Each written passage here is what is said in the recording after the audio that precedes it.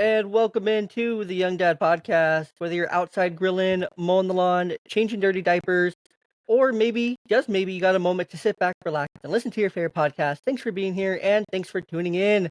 Today, we are talking with Erica, author of A Story About Pizza. And if you know the podcast and you've been here for a long time, you know pizza has been a staple of this podcast. This historical fiction book is based on her grandfather's journey from Italy to America, where he worked as a coal miner and later built his American dream through pizza. It's a powerful story of family, tradition, resilience, and the rich history of Italian immigrants who shaped communities through their pizzerias. Beyond the book, Erica's passion for Italian culture and food runs deep, and today we're diving into all of it, from growing up Italian to what makes a truly great pizza. So, make sure you grab your juice box, grab a snack, and let's jump into the conversation. Erica, welcome to the show. Thanks for having me. Of course, I'm excited to have you. So, your book, A Story About Pizza, is such a personal and powerful story. Can you kind of take us back to the moment where you knew you had to write this book? Yeah, absolutely. So it was very interesting because I ran a marketing company for 15 years, and then suddenly my father ended up having heart surgery. And so my family and I decided, hey, we need to go home. So that meant we went to Western PA for a year, which we were living in Tampa. And my father was recovering, and I just thought, it'd be really good to get him out of the house. We had our family pizzeria. And then we started going there together and driving, and he started telling me a lot of stories about my grandfather and how the pizzeria opened. And I was filming a lot of content there, and I just became really inspired to put his story out and share it with the world. Awesome. Um, was there any particular moment that made you say, like, this story absolutely needs to be told? Like, no ifs, ands, or buts, like, this has to be told. Yeah, I mean, I had several of them, and really it was one day when my father and I were driving into the pizzeria, and he was telling me the story about how my family had immigrated from Abruzzo, Italy, and they really had nothing, and how my grandfather was pulled out of school when he was like 9 years old to work in the coal mines and not knowing the language. And I just thought, wow, this is really like, almost like an injustice of like how children were treated and put into these situations where they were doing this hard labor at this very young age, and they didn't really have any rights to protect them. But the part that really inspired me was the fact that my grandfather never complained about it, and he never even spoke about it his whole life. And I had him in my life for the first almost 20 years of my life, and he never ever even mentioned that he was, you know, in the coal mines at that age. Yeah, no, it's crazy that we hear those stories about that happening here, right, in America, when that still happens, like, all over. But I'm glad things have changed, right? That our kids don't get yanked out of school to go work in the coal mines. But it's interesting because Yeah. we can hear these stories later, and then part of our life we're just like, what the you never they never talked about that. Like, I would talk about that. I would want to hear about that kind of thing. But they're not complaining, they're not being part of the culture, not speaking the language, and just getting everything ripped and told to go work here. That'd be crazy. But as men do, as men often do, we kind of just put our head down and work and not complain and just get after it. So Yeah. Yeah, that's what he did for sure. that's awesome. That's really cool. So two really cool stories. So it was your dad's heart surgery that kind of started the content journey and started filming and getting to know everything, getting to know the background and all the stories behind the pizzeria. Yeah. Yeah, absolutely. So I want to kind of get into the story behind A Story About Pizza. There's a lot of families that have deep histories that don't get written down, yet those stories shape us in ways we don't always realize. So your grandfather's journey from Italy to the coal mines and then owning a pizzeria is incredible. And it feels like the ultimate American dream, but it's also a story of struggle, resilience, and family legacy. So specifically talking about the book, when was the moment you started to know, like, I need to turn this into something physical and an actual book? Was there any like particular moments of inspiration that came to that? Yeah, it was interesting because I was filming a lot of content of the memorabilia at the pizza shop and cutting pizzas and the food and the people coming in. And I was just thought, okay, I want to have like almost like a whole historic novel that just starts this story from the beginning when he comes over from Italy until, the end of his life, and really goes through, because this was a very interesting story. And he had a life that I think as a child, I really had no idea of, like, I don't know how important it was and how much of a legacy he left, because the whole reason why he did this was because he wanted to leave something for his family. He didn't want us to have to work in the coal mine. So he started this business and he wanted to hand it down and have something after he left that we would have. Yeah, because he can't pass down the coal mine, right? I don't think we want to work in there. No, I don't think anyone does, right? Yeah. So the pizzeria was then started, cutting cutting cutting content while filming pizzas. Let's go with that. But that's really cool. What was his, like, journey? And what has his dream meant to your family? Sure. I mean, his journey started from really humble beginnings. He left with the clothes on his back. He left with one suitcase, no money. He was looking for a better life. And when he initially got to America, I don't know that he had a better life. Like, he was working in the coal mines as a child throughout his whole life until probably his 40s. And I think through that, he really learned resilience, and he learned to not complain and to follow his dreams, and just learn that no matter what you do, if something is worthwhile, there's going to be things that come up and get in the way of that thing, barriers, and you have to just push through those and have a good attitude, even though it's uncomfortable. You have to almost be. I had someone on my podcast and we talked about being comfortable with being uncomfortable. And that's what he did. He thought, okay, this is what I need to do to leave this legacy. And there's going to be things that have gotten in my way, but I'm just going to push through and just make this happen because it's worthwhile for me. Yeah. No, and that's an important place to be just in general, right? Being comfortable with being uncomfortable. I work in mental Yeah. health, and with some of our peers that work with the kids too, I really have to work with them to learn how to be comfortable in uncomfortable situations with the kids because they'll experience a lot of new things very quickly in their roles, and they're not prepared for it. There's no training that can really come for those things, right? But they also have to be comfortable just kind of sitting in silence, just kind of waiting the kid out kind of thing sometimes, and not feeling the dead air. And so you have to kind of be comfortable kind of wherever you're at. Even if it's uncomfortable, you have to find ways to make the best of it. Even though it sucks and you may be working in a coal mine, you still have to find a way to get past it, so, and work through it. When you were growing up, did you work in the pizza shop growing up, or you didn't? Yeah. I mean, my grandfather used to pay us 10 cents a box when we were like 8 years old to fold boxes. And then when you were a little bit older, you graduated to like bussing tables, and then you were able to do dishes, and then you were able to sauce and cheese pizzas, like when you were 13 or 14. And then by the time you were like, 16, 17, you were able to run the ovens and run the cash register, which is like really meant that you like made it in the shop. So our whole family worked there and we all worked there together. And the cool thing is that, my grandfather showed me how to do everything. Showed me how to, properly clean up. He showed me how to cook the pizzas right, to make the pizzas right. And he was always very watchful of everything happening in the shop. First of all, he didn't want to waste anything because he grew up with nothing. But then secondarily, he just had this very good idea of like he wanted to make this product perfect and he had a vision. And so he would just nurture everyone in there to just, make the pizzas right, cook the pizzas right. Very cool. What was his, like, overall vision with, like, the pizzeria? Was it to have something to pass down, or was it bigger than just that? He wanted to have something to pass down. It was the legacy. He also loved making pizza. He was Italian. He loved cooking Italian food. And his dream was to make pizza and to have this pizza place for his whole life. And he waited 40 years of just slaving away, of struggle, of all of these things to get to this goal of having this pizzeria. So he started working in the coal mines at 9, and then so it took him until he was in his 50s to have the pizzeria. He was probably in his early 40s, that opened back in 1960. Wow, okay. Yeah. And then he passed away in 1999. And he was, I think, around 84 years old at the time.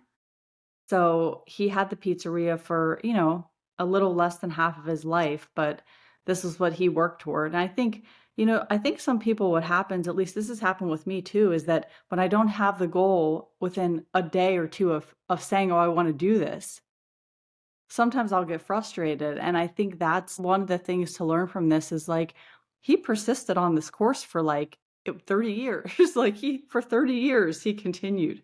He wanted to make this goal happen. So it's like sometimes when you have something in mind, it doesn't just happen overnight. It takes hard work. It takes discipline. It takes showing up every day and being persistent. And I think that's the other thing of why I admired him so much. No, that's incredible. So, but at least he got to live out, his dream towards the end, right? He really got to live it out towards the back portion of back third of his life. It sounds like, and really got to soak that in. Like all the hard work paid off, right? It all paid off Oh, in the yeah. end. And I love that you mentioned like goals. And today, if we don't have our goal in a couple days, if it's not accomplished, then it's like, okay, well, goal done, move on to the next, right? And accomplish it, get it done, get it over with, kind of thing, and on to the next. Or, yay, I got it done, no more. We're such a quick moving society, right? I was listening to a podcast, and they had mentioned like was it the I want to say it's the Chinese that think in like they have like they think in centuries, so they think in like 100-year span, right? So they think over the last 100 years and they think for the next 100 years. So that's their outlook, right? They think in centuries.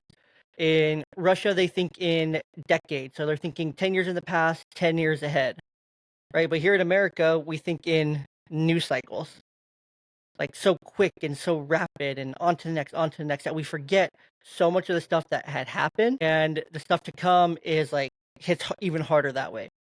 When it's really, if we opened up our perspective just a little bit and we opened up our minds, it's like, okay, this really isn't anything too crazy. Because that happened here, that happened there, but we tend to forget our own history, and history repeats itself. But we can't do that with our goals. We have to keep working toward them, because some goals take time, a lot of time, and the right circumstances and the right time and whatnot. Like, for your grandfather, it sounds like he was working through World War II. Um, did he serve in the military in World War II, or He did not, but he had family and brothers that served in the war. yeah? So Yeah. it's a crazy time. You can't just open a pizza shop during that time. I'm sure he would have loved to. I'm sure that was the goal all along, and I'm sure he tried along the way as often as he could. And the timing just didn't time up until the 1960s. And what a time, because that's when a lot of things. That was probably the perfect time to start a pizza shop there in Western Pennsylvania. So that's really cool. Why do you think that pizza became such a huge part of the American dream for Italian families? Like, there's a lot of pizzerias back then that were all owned and started by Italian American families. Like, what was the connection between pizza and the American dream for them? So I think what it was is, during the 1900s, a lot of Italian immigrants came over to America, and each area or region of Italy has a different type of pizza, or they have different traditions. And with that surge of immigration, you had all these traditions that came into our country. And so we had these different families, just like, my own family, who the coal mines closed. My grandfather got black lung. They had to make ends meet. And they brought over what they learned from their country, from their ancestors, to create something amazing, which is pizza. And you have all these different cultural pizzerias in our country that were started by all these different immigrants with all their different histories. And I think that's what makes it even more beautiful, is that you can go to these different places, and these pizzerias, they have so much history, and they have family and the food, and it's not just going to have pizza. It's really just like an experience. Definitely, definitely. It's not just the food, right? And that really speaks to Italian culture, right? Because it's so rich in tradition.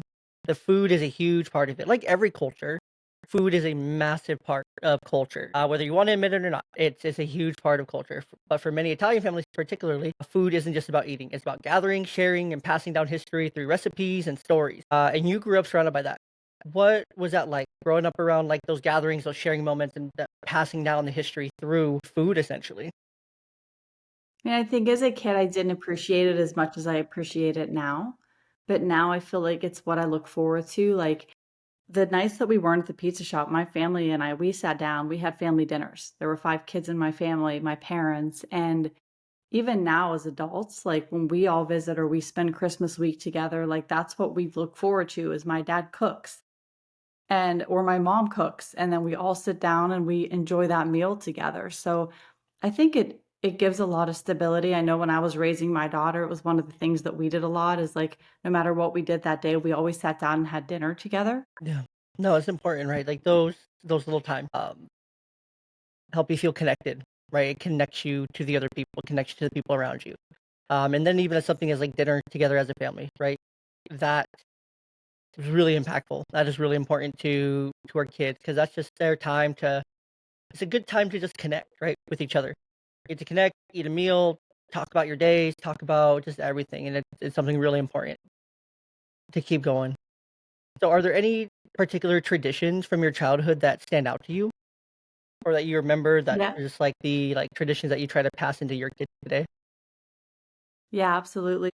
Right now, I'm writing my second novel, and it's about Italian Christmases. And so, one of the biggest traditions that we had growing up that we still do now is we do something called the Feast of the Seven Fishes on Christmas Eve. And in Italy, basically, from the Roman Catholic religion, you don't eat meat on Christmas Eve. And so this started this seafood tradition. Now, I don't know where the seven came from. Someone said it's maybe the seven sacraments or something like that. Yeah, if And it's so, 7, it would be biblical, because that's yeah, and fishes and whatnot. I think that's probably a reference to Jesus feeding the 5,000, because I think they had 7 baskets, and so there was 7 fishes total between I could be wrong on this, I'm pretty sure they had 7 baskets, they broke them up and then distributed them kinda thing. yeah, yeah, it's like a very rich history, but, since the time I was born, we did the 7 fishes, and we still do it every single year, so that's one thing with my daughter and my family that we pass down. We always make Easter bread for Easter. There's just certain things, the dinners, the homemade food, and I know that this probably comes with, like, a lot of cultures and traditions, but just, like, family first, loyalty, taking care of each other. I know in our family, my dad would always say blood is thicker than water. So if you had an issue with your sibling, with your parent, you squashed it. You moved on because you're family, and that's just the way it went. And so that's the same thing, that I've passed down with my family. Yeah, no, absolutely, that's so important because, I mean, it's true, right? Ultimately, every family situation is a little bit different, but if you can if you can keep that mindset and keep that going, then that's what's important. Yeah. I think there always could be But no, extenuating I love that, circumstances and regarding what that. is yeah. No, there are. I lived them, I've seen them. It's not always best, it's not always the most healthy, but at the same time, if it can, I mean, there's always exceptions, right? But I think for the most part, most families, if you can keep the, blood is thicker than water kinda attitude and ideas, then that's best, right? That's best case to keep everyone healthy and together and just making sure issues get squashed rather quickly. So what is the role is there any particular role that food plays in keeping your guys' family culture keeping family and your guys' culture alive and continuing on to, like, the next generation and future generations? Yeah, I think so. I mean, we have our own recipes and our own different things that we cook, and we have our times of the year. Like, every Sunday, like my sister will still do Sunday sauce, or she'll call it Sunday gravy, and then have everyone to eat. So I think that's a tradition that we'll pass down with our kids too. Very cool. No, it's important for us to pass those things on to our kids, right? Like the old-timey recipe cards or things like that. Like, it looks a lot different now, right? And it looks like just digital book or a digital recipe or maybe typing things out. Not really those old-timey cookbooks and recipe cards. Like, my grandma used to have a bunch of them. The one thing that she didn't write down that I wish she would have written down, and she doesn't really remember it either. She's 75 now, but she doesn't really remember it either, is I wish she written down her pickle recipe. 'Cause she makes just as a kid, she would pickle asparagus, she would pickle cucumber, she would pickle carrot, she would pickle I think she pickled onions too, but she would just have the best pickle recipe. And I've tried to pickle stuff on my own with, like, recipes off the internet, I'm like, "None of these are the same." Like, they just don't taste the same. So whatever she was doing, she was great at it. She just doesn't remember all of it because she's like, "Well, I just kinda knew because that's what I got from my mom, growing up in the '50s and '60s and whatnot, and that's what she got from her mom kinda thing. That was my grandma's recipe and going back to, like, Great Depression times and earlier from when they came over to America and whatnot, and they were just canning food and pickles and things like that. And I'm like, "Man, pickles were way better back in the Great Depression times than they are now," but I think Yeah, that's it's one thing true. I just wish. Just write it down. Just write it down, and that's why it's so important to keep, like, a record, right? Whether it's through books or whether it's through actual paper, physical things, or rather whether it's recording videos on a flash drive or something, right? Find ways to pass it down to keep your family and your culture alive through future generations. Yeah, yeah, absolutely. And I mean, that's what, like, in my book, I have recipes at the end of each chapter because each chapter they're cooking something or they're baking something. And those were recipes that I wanted people to have that were part of the book and part of the story. Very cool. Kinda share your culture with others. Kinda share that those with others. That's really cool. That's really unique. Is there anything that people misunderstand about Italian culture here in America? I think I'm not sure about that. I think maybe a yes and no. I think there's definitely Italian stereotypes, and there's also, like, cultural things that kind of span. So there's different, like, no matter where you're from, you maybe would have been taught things like loyalty and hard work and family first, no matter what your culture is. 100%. So not every I would say the only stereotype I know about Italians is that they're all part of the mob. So is that true? Is every Italian part of the mob member a mob member? I'd have to say no, but, Okay. like, one funny story, like, I have it in my book actually, is that so when a lot of Italians immigrated to the small town of Wimper, PA, where the Borough and White coal mines were, an Italian mafia kind of started. And so my great grandfather was building a house with my grandfather and his brothers, and they built this house by hand. They went into the woods, they got the stones, they laid the stones, and this was like years and years of a project. And the Italian mafia showed up at the house and they wanted money, they wanted dues. And so my great grandfather said, "Okay, I'm going to go get the money. You guys stay here." He went into the house and he got a gun. And he said, came back out and said, "Get off my property and never come back." And the small Italian mafia never came back, never bothered him again. And that was the story that my father had passed down to me that I thought was a really cool story in the book. Is, I don't know that that exists now in that town, but, when things were first beginning in the town, I guess a little mafia had kind of started up. Makes sense because if it was, 19 what year did they immigrate? So it was around 1910. Okay. Yeah, that makes sense. Yeah. I'm not sure if you've seen the Netflix series, America Primeval. No, what is it? America Primeval is really, really cool. It's actually based, I wanna say, in, like, the m 18, like, 60s, so it's about 50 years earlier, so it's, like, a generation before their immigration, but, it's kinda like that early civilization still. America's only barely, like, 100 years old or something, and it's, like, details the how people had to get across from one side of the state to try to go out to, like, Utah or, like, California or something to try to start a better life, and so it depicts, like, the natives, it depicts the just settlers, it depicts Mormons all kinda going through across the plains and whatnot, and it's very violent, it's very gory, it's very interesting, the way it's depicted is very cool. I like history, I like American history, and I used to be Mormon, and so seeing that is, like, really interesting how it's depicted. I'm like, "Oh, yeah, that's true," but no one actually wants to talk about that. They don't really talk about that in, like, main, like, day-to-day, like, religion stuff, like these events happening and whatnot, but there's a detailed record of all of them, and so it's just really interesting, but it's a really cool show. It just made me think of that, but that time, like, there were, like, those little, like, pop-up, like, mafias, right? Or, like, little pop-up, like, gangs kinda thing, and it was just for survival, straight up. It wasn't just because people wanted to hurt other people, it's because they had no other means to survive.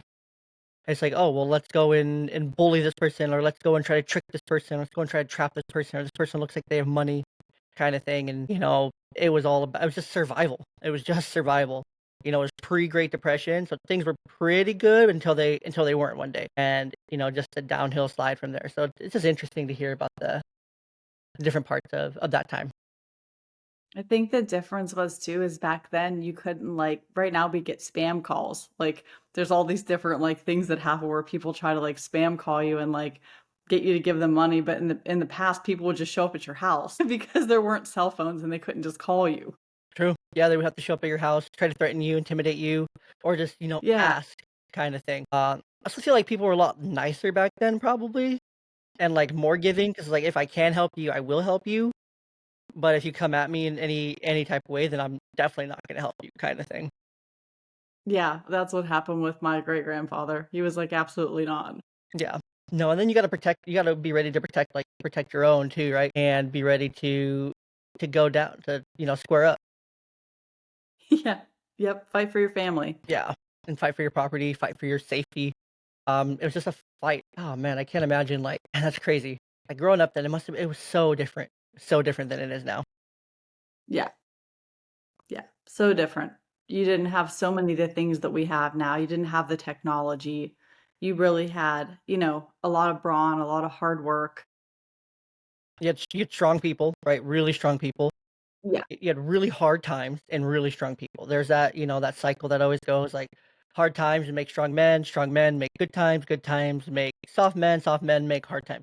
And that's kind of where we're at in the cycle right now, Yep. unfortunately. And times are going to get harder before we know it. And it's going to make it very difficult very soon. But then, we'll rise up again. We always do. But sometimes it just takes going through those hard times. But that's okay. That's okay. But no, I sometimes try to imagine like, man, what would it like to be living back in the early 1900s? I'm like, I don't know if I would have survived. I don't know if I would survive. Yeah, it was definitely a different time period. And especially, many of the women, they were homemakers. Not that that's an easy job necessarily, but they took care of the kids, they took care of the house, they cooked, they cleaned, all that kind of stuff. And a lot of the men, they went off to work. And a lot of the jobs, especially for immigrants, were hard physical labor. And they came home black from the coal mines and exhausted and sick because a lot of the miners got black lung. And then they worked outside in the elements. And it's definitely a different scenario nowadays. Yeah, very different. One of the biggest differences there too is right, like your grandfather went to work every day with your great grandfather, right? Yeah. And And brothers. and brothers. Were there any sisters that he had that stayed at home with your mom or? So funny enough, there were 4 boys and there was a 5th daughter, but she passed away before they came over from Italy, and she was the No, youngest. Yeah, so, the mother, Anna, who was, my great-grandmother, she was the wife, and she took care of all the boys. interesting. And I wonder, like, did she only take care of them until a certain age, until they were ready to go work? I would assume.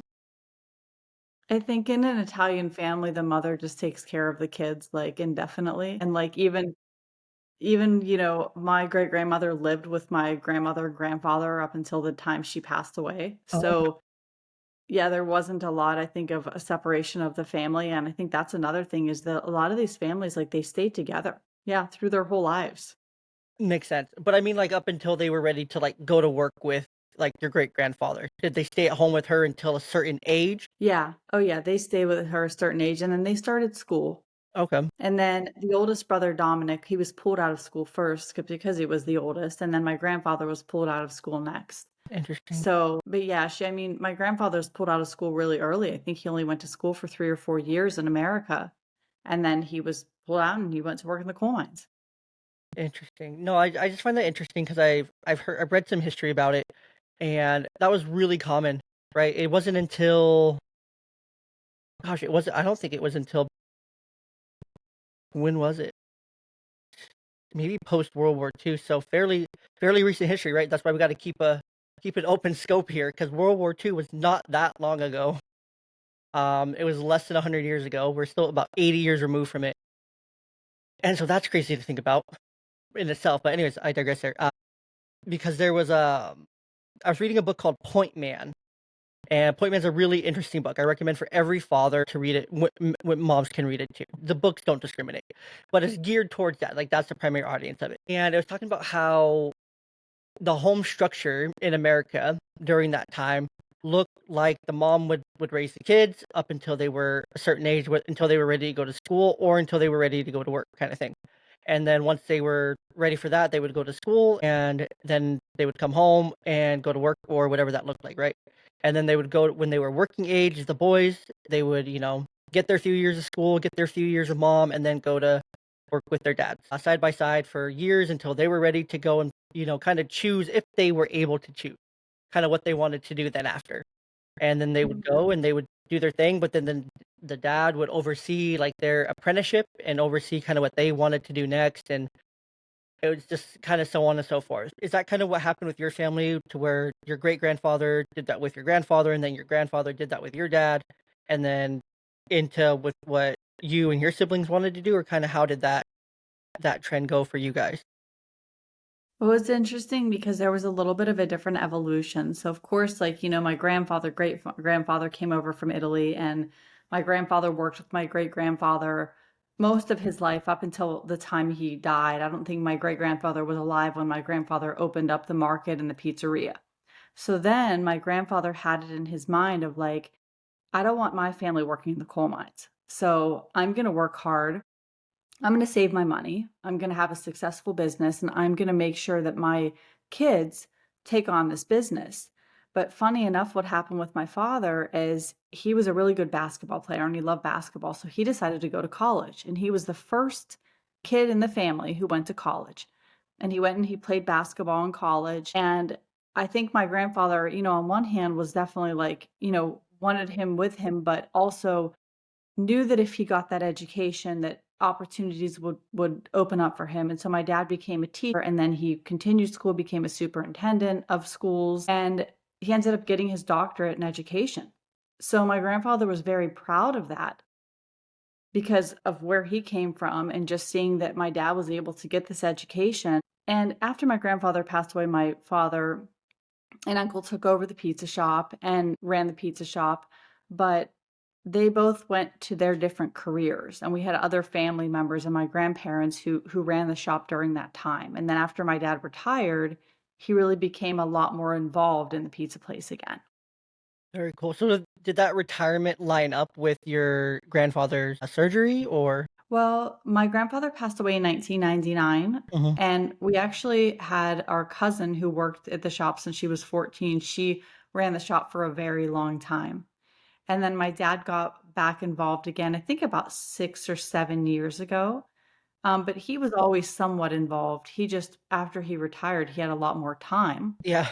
and so he became more involved. Now the place is open Thursday, Friday, Saturday, Sunday. Why is it only open those 4 days? That's just how they did it. They used to be open Wednesday, Thursday, Friday, Saturday because Sunday was the day that you went to church and you had family dinner. But it switched over the years and they're open just those 4 days, just Thursday, Friday, Saturday, Sunday from 3 to 9. That's crazy. Yeah, it is, and I will tell you, it's busy the entire time. It's busy all those days, all the times that they're open, and then they're closed the other days, and then they reopen again. That's so cool. Mhm. Uh, so it's been around, you said, since, like, the '60s, you said? Yeah, we're on, like, 65 years now. Yeah. And so what's next? Like, what's next for, like, that specific, like, pizzeria? Like, who's next up in line to, like, kinda take over, run it in for the next generation, you know? Because of course, parents get older, we get older, so is there, like, a sibling that's, like, kinda next in line to, like, take it over? Is it yourself, or is it one of the grandkids that are getting older, or is there anyone in particular that has their, like, eye on it, or is, like, kinda being, I don't wanna say groomed because that's, like, a, icky word. I don't love that word, but is there anyone being, Yeah, like, right? prepared to take over? I think right now that's something that's being worked out. There's 5 kids in my family, and then my uncle has 2 sons.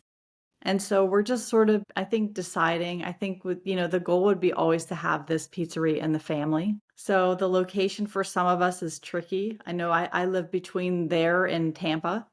So that's a little bit tricky. And I have 3 other businesses, but time will tell. I guess we'll see what happens. We still have a little bit of time. So we're going to have to probably iron that out here in the next couple years.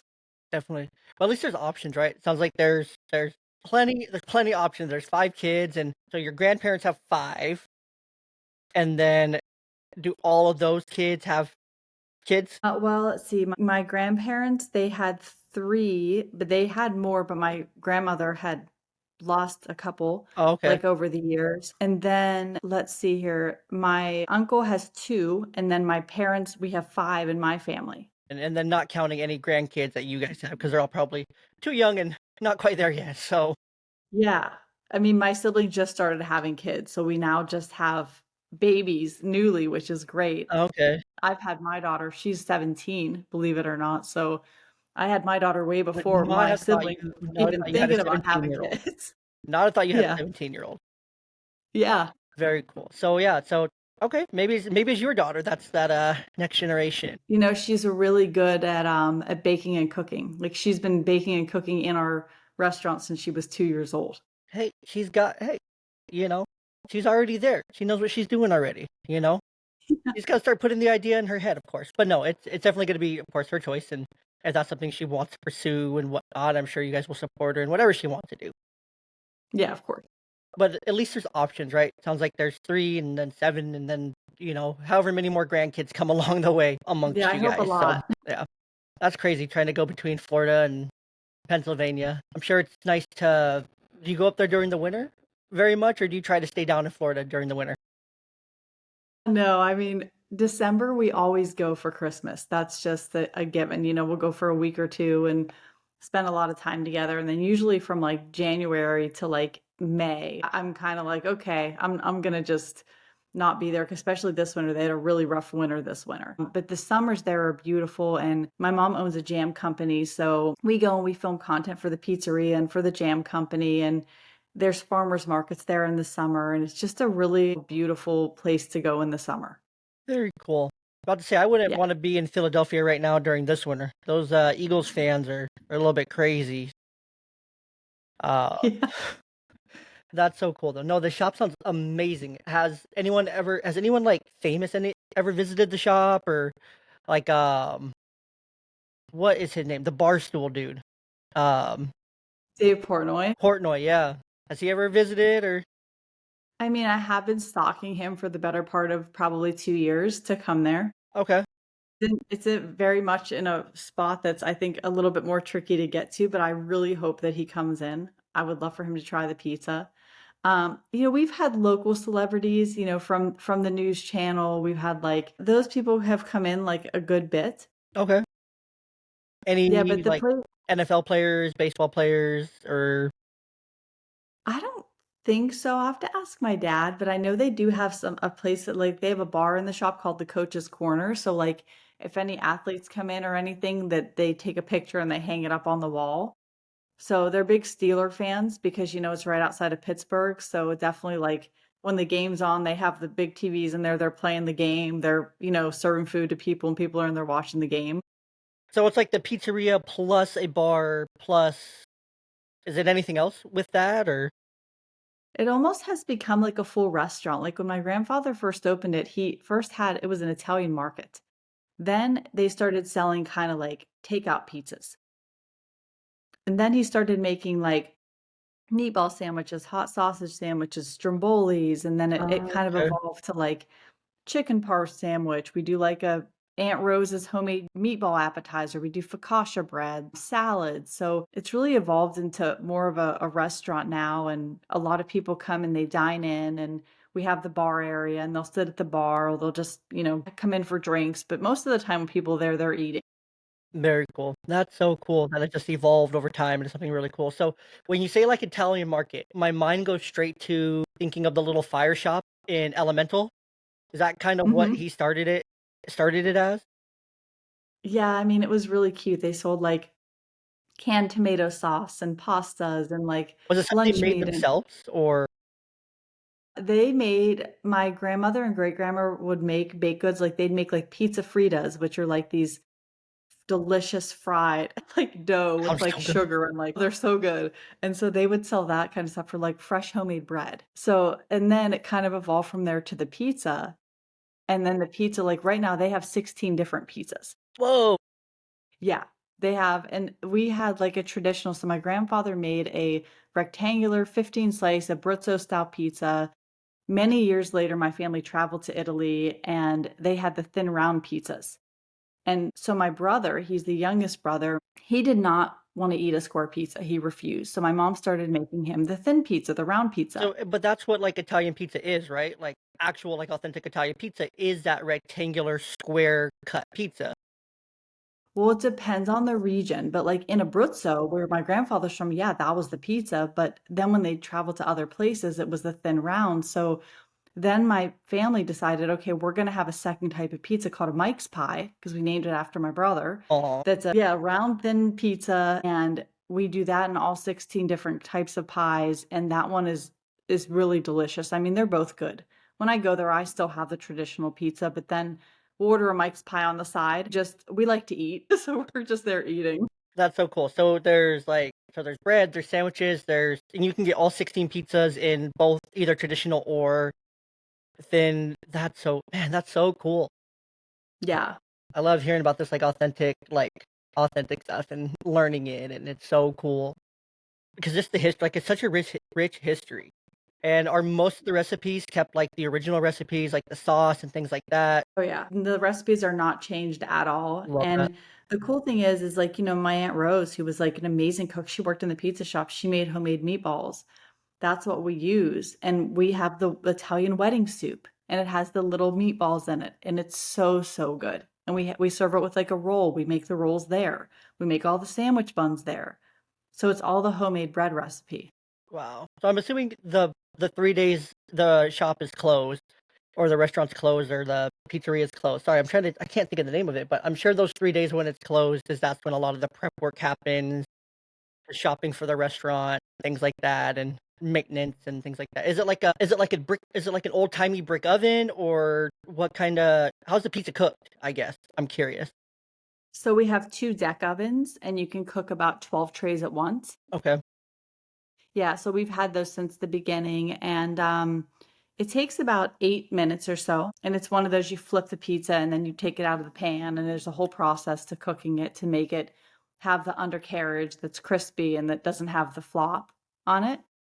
But we've cooked them like that since the very beginning with the deck oven. And then, for the appetizers, like we'll do the meatball appetizer. We have them in like one of the little pans that you can put them in there in the oven with the cheese and melt the cheese on them. And then you pull that out, you put the focaccia bread on the side, and you have it with the focaccia bread. Sounds so good. It sounds so It's delicious. so It sounds good. so authentic too. But for you, this is just like a you question because you're gonna know best. Has like the flavor of the food changed over time with like how food was like made when you were a kid growing up to how it tastes like today? Does it feel like there's anything like missing or just not the same as it was? Like kind of thinking of that, comparing it. No, it tastes exactly the same. The Perfect. pizzas taste exact from when I was like a baby, when I was eating them, and I go in there now. And the same thing, the meatballs, same exact recipe. My dad also uses the unbrominated, unbleached flour, which is a healthier flour. It's easier to digest, so he uses that. They make the dough fresh every day. So you're always getting a fresh pizza. We grate the cheese fresh, the sauce is fresh. My mom's a master gardener, so she grows the basil. She grows San Marzano tomatoes, and she's like, in August the garden is like crazy. It's I like bet. tomatoes, peppers, like there is a huge harvest of stuff there. That's so cool. Yeah. So that's probably how it's been able to be stayed so authentic over time, right? And taste the same is like those homegrown like ingredients and those fresh foods, fresh dough, the flour, because that's what they use in pretty much everywhere but America. They use that healthy, easily digestible flour. That's why people don't get crazy fat in those other countries from Yeah. eating those carbohydrates and whatnot. So that's so cool that it's like that's how it's made and how it's kept, right? Because I'm sure if you guys were using just regular store-bought ingredients, replace those with store-bought ingredients, I almost can guarantee that would throw off all the taste and all the flavor profiles and whatnot. Might be a fun experiment for your 17-year-old to try, right? For your daughter, just to Yeah. kind of see, like, okay, just replace all those ingredients with this pizza and have a couple of your friends come over and see if they can guess and ask which one's better. That would be some cool content. It's true. But the flavors would be so different. I bet. I'm just curious. So if you do that, let me know. I will watch that uh thoroughly just to be like, oh yeah, that's tastes different. But okay, let's see here. We're talking a lot about food here, which is great because that's where I kind of want to get into here before we get here towards closing. We're talking about pizza. There's pizzerias on every corner, all over the place, but not all pizzas created equal. Like I remember growing up in it. I grew up in the Bay Area in California, right? And we have a ton of pizzerias. And there was one by the UC Berkeley campus that me and my friends would go to when we were in high school, because the UC Berkeley campus is connected right to Berkeley. Like it's literally across the street. Like it's integrated into Berkeley. Like it's not its own standalone campus. It's really cool. Like us as high schoolers, we would walk through the campus just because we could, and we wouldn't get kicked off for Mhm. anything. Should we have done that? No, but it was fun. Anyways, there was Have this have you one. been to the Pizza Delora? What was that? It's called Pizza Delora, Pizzeria Delora, Dalaura. Maybe it was like there's part of campus, and there's like the main street of Berkeley, and then if you're walking down the road going back Mhm. into Berkeley, it's gonna be on like the left hand side. It's like kind of tucked in between some restaurants. Like I can see where it's at. I don't know the name of it or remember the name of it, but when we were in high school, so this was back, I'm 30, and so this was about 10, 15 years ago. We could go there. We could like use our little high school money because we only had a few bucks, right? And we could get like two, three, four slices of pizza. If we had like 10, 20 bucks all combined, and we could just munch and get drinks, and it was the best. It was such a cool hangout spot. It was like definitely the hang, and it was just the best. I don't know the name of it, but that pizza shop was unlike any other pizza shop right there. It was just so good. So they're not all created equal, right? From ingredients, like we're talking about, to the process. What makes your guys' pizza great, it sounds like, is the ingredients are made at home, fresh grown in the garden, the flour's healthy, right? But is there any secret to making like a great pizza crust? I mean, I'll say this, and I think the secret to making any good pizza is love and caring about the pizza that you're making. And I mean, I talk to a lot of pizza makers on my pizza podcast, and it's like the number one ingredient that I see in amazing looking pizzas is that the person making the pizza really, really cares about the quality of the pizza, the quality of the ingredients, and even the look of the pizza. I look at it and it's like some of these pizzas are like works of art, and these chefs are Yeah. No, I can definitely agree with that. I think that's every good food though, right? Like if you put enough love and care like into your food, it's gonna turn out really good. Because you're actually caring, okay, I'm gonna care how much salt I put in, how I season this, how long I cook it for, how brown I want it on both sides, or how I want this thing to come out of. Because it's so cool, it's so unique, and I think that's every good food, but especially pizza, right? You have to care because it's about how you arrange the ingredient, how much of a mouthful everywhere is getting, right? And like the pizza chain just don't do it, right? Pizza chains are inconsistent. The different people make pizza different ways. Like my wife likes to go to Mods, like Mods Pizza, which is a chain, but they're like the closest like to consistent as you can get because they all arrange your ingredients in a certain way, so you get pretty even bites across the board. But that's the most important for me. Like you gotta have a good crust, and you gotta make sure you get, you know, I want a taste of everything in every bite, right? I don't just want one bite of pepperoni and then I'm eating a cheese pizza after that. I don't want it to be too greasy. I don't want it to be too this. Like Costco pizza is delicious, but it's so greasy, so heavy. yeah. It's but it's delicious at the same time. Maybe that's just me. Maybe because I'm American. I haven't had DR's pizza. Yeah, you need to try DR's pizza. I know I need to get out to Pennsylvania ASAP. I will Yeah. be booking a flight tomorrow and going. Just kidding. I was saying if you're near Berkeley, if you still live near Berkeley, Pizza Delora, she was on my podcast and she's an award-winning pizza chef. Like she's won awards in Italy and she's like her pizza looks it's incredible. I'm gonna look it up because I may know where this pizzeria is. Okay, no, that's Yeah, it's right in Berkeley. Addison. No, I would have to I go think back. her I in would have to go back home. yeah, oh yeah. I think her Instagram is Pizzeria Delora or Pizza Delora, but it's yeah, she's right near the college. Yeah. No, I don't think this is the shop. I'm like looking at it right now. I don't think this is it. My dad probably knows exactly where. My dad still lives in the Bay Area right there. I left when I was 18 and I've only gone back one time, and that was for my younger brother's funeral. Oh, This is okay. actually really close to where I grew up though. I grew up in like North Oakland, and so Berkeley's like right across the corner from where I live. Like it was literally right up the road. But no, so I know where it is. It's on Shattuck Ave in Berkeley. So I know exactly where it is, which is crazy. Like I can see where this is, but it's definitely different now. But no, that's really cool. No, but this the Arch pizza looks delicious. Like just the pictures on the website. I'm like, whoa, I need some of that like Yeah. immediately. You know, it's good. We try to eat healthy, but then, you know, after I'm like posting content and creating content for the pizzeria, I'm like, my husband's like, "What do you want for dinner tonight?" And I'm like, "Pizza." Right? No, my Not even a wife would question. absolutely love if we went and just ate here for many meals on end. She's a big connoisseur because we don't have any really good pizza here in Tri-Cities here in Washington State. We don't have any like good like pizzerias. We tried one. It's called Hellfire I know Pizza. of a good one, maybe near you guys. I'm gonna send it to you. Okay, send it to me. I will definitely go check it out. But anyways, Okay. let's get into my very last segment here on the podcast. It's 3 rapid fire questions. I don't really have a name for it. I've been workshopping a name, thinking of like the Dad Blitz or something. I don't know, but it's 3 rapid fire questions. First one: does pineapple belong on pizza? No. Nope. That's coming straight from the horse's mouth herself. So that's not an Italian thing, right? That's a total American kind of disgrace to pizza. Yeah, I'm not gonna say I've never had it, but now in my time in the pizza industry, I'm just like, no. Yeah, no. I would be curious to talk to the other pizza the pizza people on the podcast and on your podcast and be like, hey, does it go on pizza? I need a professional opinion, but I got one. So I was right all along, people. So sorry. I ask every person, by the way, that question. I do too. I've been asking it since like the very beginning of the podcast. If pineapple goes on pizza. So 227 Great episodes question. later. So because it's controversial, it gets people talking. So let's Yeah. see. Second question here: who are 3 people, dead or alive, that you would invite to a dinner party? So you got 3 open Okay, seats at the table with you. I would for sure, and people I think sometimes think that this is funny, but my grandparents. Perfect. That's 2. You got one more spot.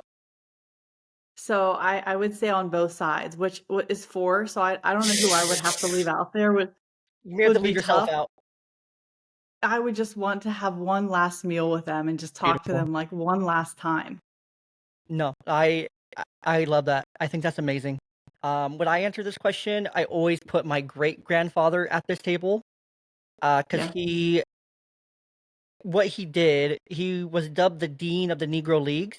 He wrote under the Wow. moniker Jey Young, and so he wrote for the Negro Leagues. He founded the Chicago Defenders sports page back Wow. in 19 whatever that was founded, right? And just a very big historical figure in like the Negro Leagues. Like anyone that was a part of it that you may have talked to that knows about the Negro League history, or any of the writers today, like they typically will have a writer's tree that goes back to him. Like, oh, I was trained by this person, or this person kind of got me there, and then it all goes back to him, like 90% of the time, which is really cool. He just has a rich history with the Negro Leagues. There's a story that his sister would tell.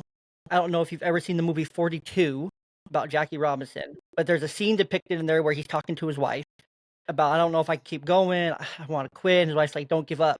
The actual historical context from my aunt, who was also there, was that conversation also included my great grandfather to convince him to keep going. So I 100% get where you're at here. Like he's at that table 100%. Jackie Robinson's at this table because I just love Jackie Robinson. So I have a lot of I have African American roots, so I love that. And then I usually just pick someone fun as my third person, but I can't think of anyone right now.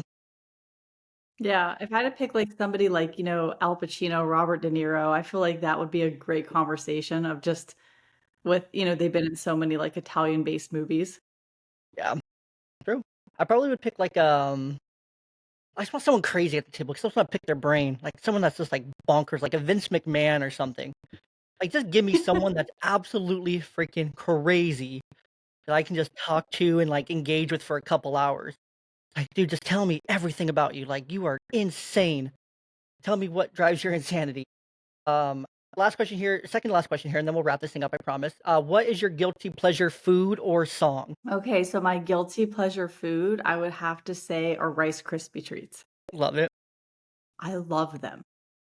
Mine's those chocolate chip cookies from like Safeway or like Albertsons, or Mm, like the ones that come in like the little square box are like $6. It used to be like $3, yeah. but now they're like 6, inflation. But they're like soft all the time. And they're just like really chewy and delicious. Yeah, delicious. Now song, I will tell you, I love gangster rap, like, I have it on, like, a lot I when I'm would at the not have, gym. no, not think No, that. like, I literally love it.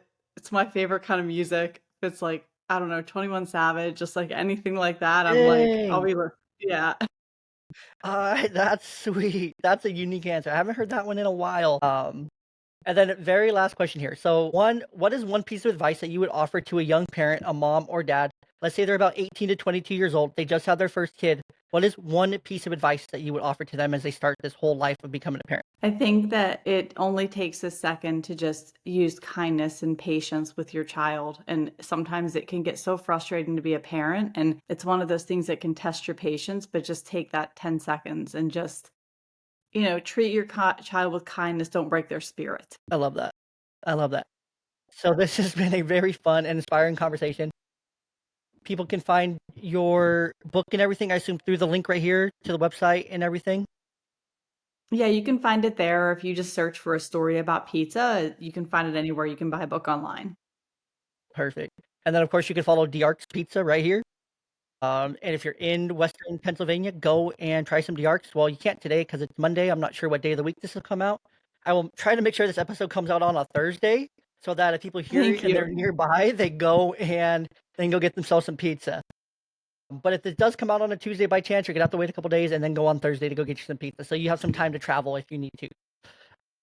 But with that, Erica, this was such a fun and inspiring conversation. Thank you for sharing your story, your family's legacy, and most importantly, helping helping us all appreciate pizza on a whole new level. I definitely have a new appreciation for it because of the hard work that goes into it. And some of these legacy pizza shops, we can't let some of these shops die because then essentially someone's dream, a family's dream, is essentially then also going by the wayside. And we don't want that. We need more of that. We don't want less. We need more. We need more local change. We need more businesses like this. We need more pizzerias like this where they encourage family, community, connection, and all the other things that a restaurant like the Arcs captures and was meant to be. Something to pass down to the next generation as well to keep it going. And to our listeners, thank you for tuning in. Be sure to subscribe, leave a review, share this episode with someone who loves pizza as much as we do. And we'll see you next time right here on the Young Dad Podcast.